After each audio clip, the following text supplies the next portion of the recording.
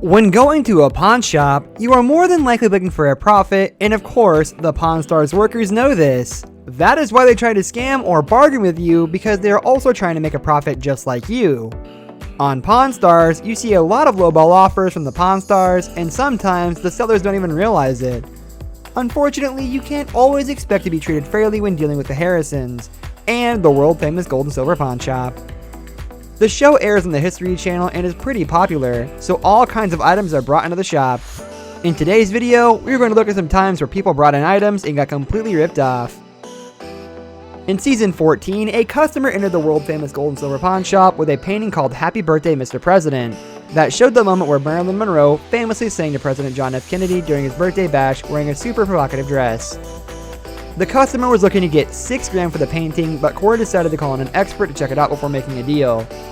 Chad believed that a high retail price for the painting would probably be $7,500, while a more realistic retail price was probably around $6,000. Based on this, Corey made an offer of just $2,500, using the same excuse as always.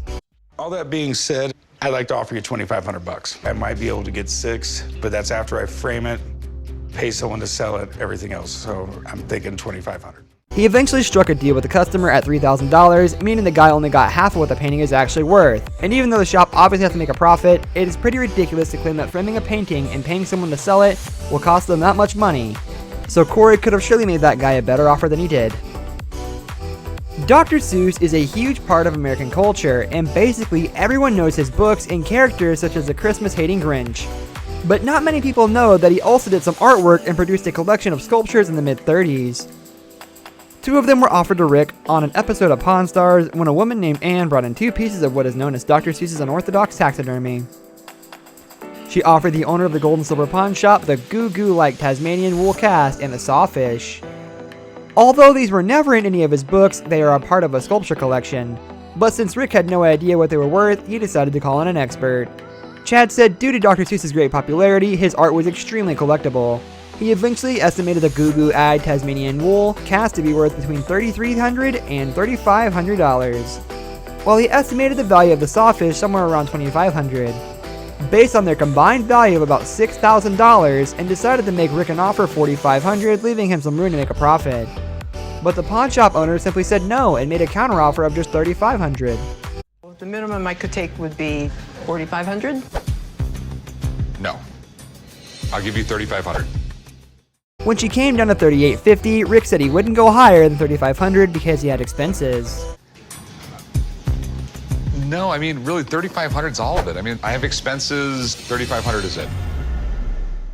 Even though his last offer seemed more than fair and would have easily given him the opportunity to make a profit, since he basically just needed to put the sculptures up on the wall without even having to frame them or anything, which is usually his excuse when making a lowball offer for art.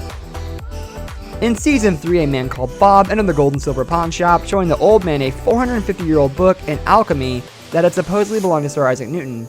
After calling in a rare book expert Gary Bob, and the old man learned that the book had indeed belonged to the famous scientist, and even though the cover had been restored and read to the 1700s, the book was still worth about $20,000. Yet the old man decided to offer only $5,000 for it. How about 15? Ain't no way. If you could live with $5,000, that's what I'll pay. The two eventually agreed on $7,000 and a free dinner for the pawn shop owner. It later turned out that Bob didn't just make a pretty bad deal by agreeing to sell $13,000 below the estimated value, but that he actually lost out on a small fortune, as a lot of Neva's book collection has been destroyed, lost, or archived at Trinity College in Cambridge in England, making this very book a priceless piece of history. That's all we have for today's video, guys. Thank you for watching, and we'll see you next time.